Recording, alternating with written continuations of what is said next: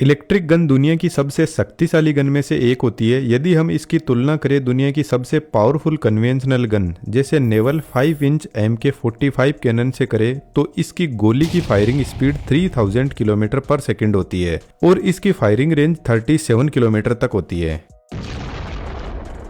लेकिन अगर हम इलेक्ट्रिक गन की बात करें तो इसकी फायरिंग रेंज 200 किलोमीटर तक होती है और इसकी गोली की स्पीड 9000 किलोमीटर पर सेकंड तक पहुंच सकती है। इसका मतलब यह हुआ कि इलेक्ट्रिक गन पारंपरिक गन से 5 से 6 गुना ज़्यादा पावरफुल होती है।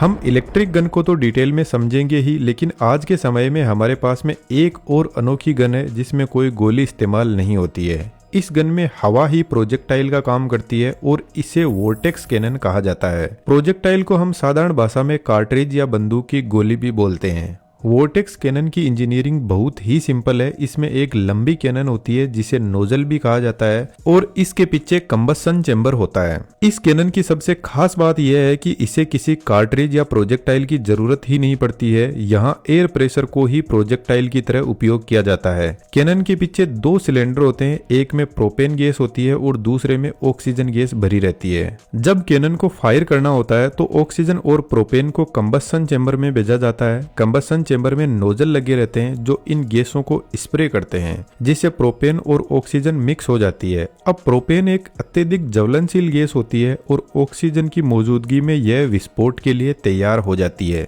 इस मिक्सर को जलाने के लिए एक इग्नाइटर लगाया जाता है जो स्पार्क पैदा करता है। यह ठीक एक नेता की तरह काम करता है जो भोली भाली जनता को भड़का सकता है। जैसे ही गैस जलती है इसके कारण हाई प्रेशर और हाई टेम्परेचर उत्पन्न होता है जिससे गैसें तेजी से फैलने लगती है। यही गैस एक प्रोजेक्टाइल का काम करती है, लेकिन इसको सही शेप देने का काम नोजल करता है। इसमें एक कन्वर्जिंग और डाइवर्जिंग नोजल लगाया जाता है जो रॉकेट इंजन की तरह काम करता है। जब कंबस्शन चेंबर से गैस बाहर निकलती है तो यह नोजल के जरिए डाइवर्ज होती है और आगे बढ़ती है। जब गैस नोजल से बाहर निकलती है तो इसका प्रेशर काफी ज्यादा होता है और यह एक आग के गोले की तरह पूरे नोजल में फैल जाती है। लेकिन जैसे ही यह गैस आगे बढ़ती है तो इसका जो हिस्सा नोजल के किनारों से टकराता है उस पर हाई फ्रिक्शन लगता है। इस फ्रिक्शन की वजह से गैस की गति धीमी होने लगती है और साथ में गैस घूमने लगती है।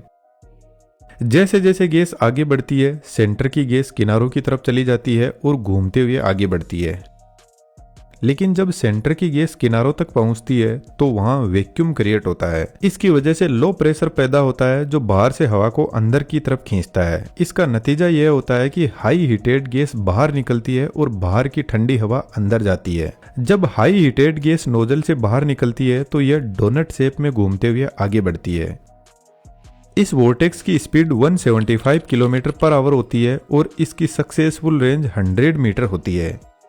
वैसे तो ये गन किसी बड़े नुकसान के लिए नहीं बनी है, लेकिन अगर आप इसके सामने खड़े होते हो तो यह हाई स्पीड एयर वोर्टेक्स आपके शरीर पर काफी ज्यादा इम्पैक्ट डाल सकता है। हालांकि यह घातक नहीं होता है। अधिकतर इस कैनन का उपयोग भीड़ को नियंत्रित करने के लिए किया जाता है या फिर एंटरटेनमेंट पर्पज के लिए भी। अब सोचिए अगर हम एक ऐसी गन बनाएं जिसमें कोई प्रोजेक्टाइल भी हो और जहां हम कंबस्शन चेंबर की जगह इलेक्ट्रिसिटी का इस्तेमाल करें तो यह दुनिया की सबसे पावरफुल गन बन जाएगी।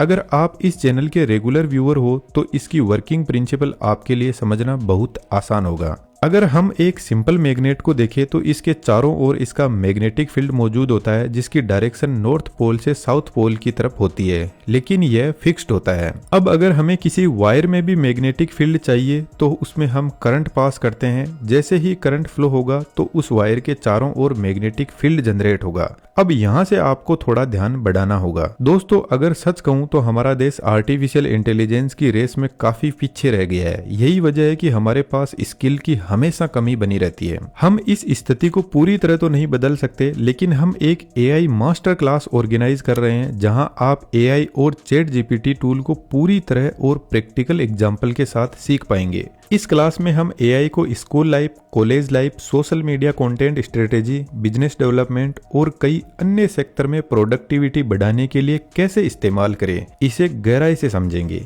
यह क्लास 22 और 23 मार्च को 2 दिन चलेगी। शाम 7 बजे से स्टार्ट होगी। सबसे जरूरी बात, हमारा टारगेट आपको पूरी तरह से एआई टूल को सिखाना है और इस लाइव क्लास में आप इस टूल को पूरी तरह मास्टर कर लेंगे। डिस्क्रिप्शन में क्लास एनरोलमेंट का लिंक दिया गया है, जरूर से एनरोल करें क्योंकि मैं खुद आपको लाइव क्लास में मिलने वाला हूँ। अब वापस टॉपिक पर आते हैं। यदि हम इस वायर को अपने हाथ से पकड़े तो जिस तरीके से हमारी अंगुलियां इस वायर के चारों तरफ घूमती है वही मैग्नेटिक फील्ड की दिशा होती है। वहीं अंगूठा हमारा करंट की दिशा को दर्शाता है। अब थोड़ा आगे बढ़ते हैं। मान लीजिए कि हम दो मेटल रोड लेते हैं, एक मेटल बार को इनके ऊपर रख देते हैं। जैसे ही करंट का फ्लो शुरू होगा तो मैग्नेटिक फील्ड जनरेट होने लगेगा।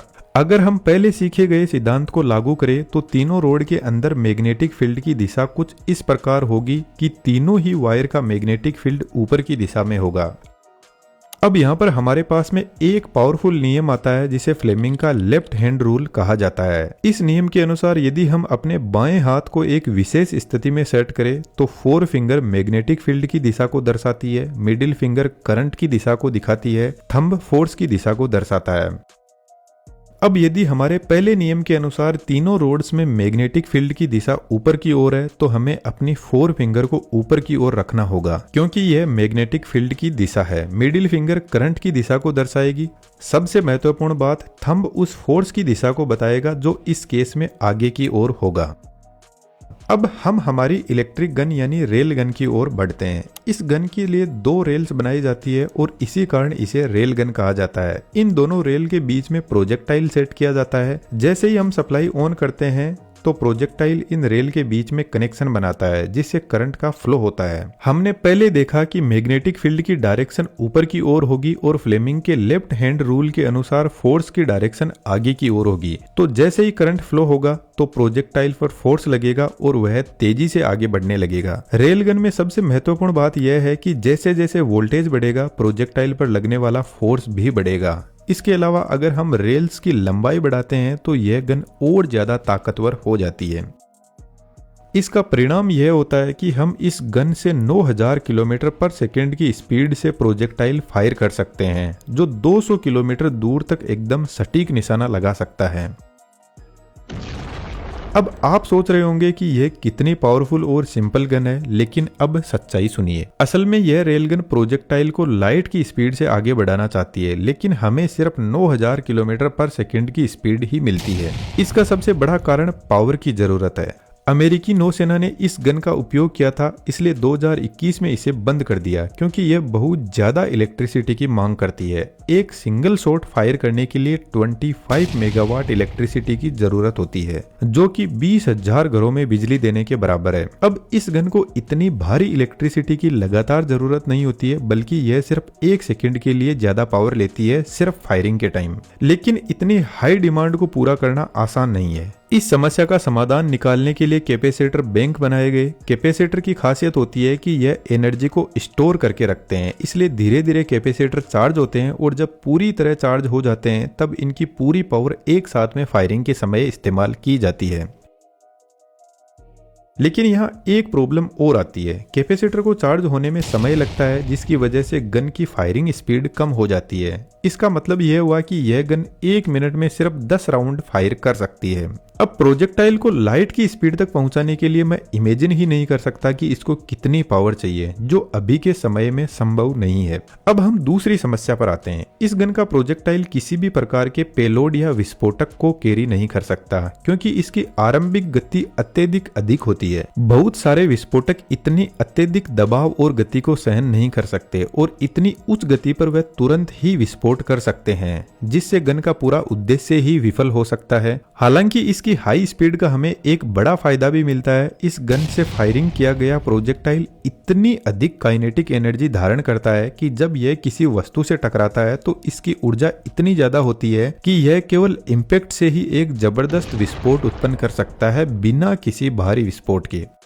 इसके अलावा जैसा कि हमने पहले चर्चा की है, यह गन बहुत अधिक पावर खर्च करती है। इसकी बैरल से 10 मिलियन एम्पियर करंट प्रवाहित होता है जो बेहद ज्यादा हीट उत्पन्न करता है। इस गर्मी को नियंत्रित करना अत्यंत आवश्यक होता है, अन्यथा गन की बैरल ही पिघल सकती है। अब तक हमने देखा कि रेलगन काफी बड़ी गन होती है जिसे नेवी के जहाजों पर इस्तेमाल किया जा सकता है, लेकिन राइफल को रिप्लेस करने के लिए इसका एक छोटा वर्जन भी मौजूद है जिसे कोइल गन कहा जाता है। इसका वर्किंग प्रिंसिपल सेम है, लेकिन काम करने का तरीका थोड़ा सा अलग है। मान लीजिए कि हमारे पास एक कोइल है। जब इसमें इलेक्ट्रिसिटी सप्लाई दी जाती है तो इसके आसपास एक मैग्नेटिक फील्ड उत्पन्न होता है। यहाँ एक तरफ नॉर्थ पोल और दूसरी तरफ साउथ पोल बनता है, कुछ उसी तरह जैसा हमने पहले देखा था। अब अगर हम प्रोजेक्टाइल को इस कोइल से पास करवाते हैं तो नॉर्थ पोल प्रोजेक्टाइल को अपनी ओर खींचेगा, जिससे यह आगे बढ़ने की कोशिश करेगा। लेकिन जैसे ही प्रोजेक्टाइल साउथ पोल के पास पहुंचेगा, मैग्नेटिक फील्ड की दिशा बदल जाएगी और यह प्रोजेक्टाइल को वापस खींचने लगेगा। इसके कारण प्रोजेक्टाइल कोइल के बीच में फंस सकता है और आगे नहीं बढ़ पाएगा। यह समस्या हमारे घरों में इस्तेमाल होने वाली इलेक्ट्रिक मोटर्स में भी देखी जाती है। कई बार जब हम मोटर को ऑन करते हैं तो रोटर जाम हो जाता है और किसी भी दिशा में घूमने में असमर्थ रहता है। यही समस्या कोइल गन के प्रोजेक्टाइल के साथ में भी होती है, क्योंकि यह बीच में फंस सकता है। इसका समाधान बहुत सिंपल है। जैसे ही प्रोजेक्टाइल नॉर्थ पोल पास करता है, हम कोइल की सप्लाई बंद कर देते हैं। इससे प्रोजेक्टाइल पर सिर्फ एक ही दिशा में फोर्स लगेगा और यह बिना किसी रुकावट के आगे बढ़ता रहेगा। अब गन की पावर को बढ़ाने के लिए यहाँ पर मल्टीपल कोइल एक साथ में लगाए जाते हैं, जहाँ पर हर स्टेज में प्रोजेक्टाइल की पावर को बढ़ाया जाता है। इसके अलावा हर कोइल के नीचे एक कैपेसिटर इंस्टॉल किया जा सकता है, ताकि फायरिंग के समय इंस्टेंट पावर दी जा सके। हालांकि यहाँ भी वही समस्या आती है, कैपेसिटर को चार्ज होने में समय लगता है, जिससे गन की फायरिंग स्पीड कम हो जाती है। लेकिन फिर भी कोइल गन बहुत पावरफुल होती है। डिस्क्रिप्शन में मास्टर क्लास का लिंक दिया गया है, जरूर से एनरोल करें, क्योंकि हम एआई को डिटेल में सीखेंगे और इसकी प्रैक्टिकल एप्लीकेशन को समझेंगे। उम्मीद करता हूँ यह वीडियो आपको पसंद आया होगा। अगर आपके कोई भी डाउट हो तो कमेंट बॉक्स में जरूर से लिखिए। Thank you.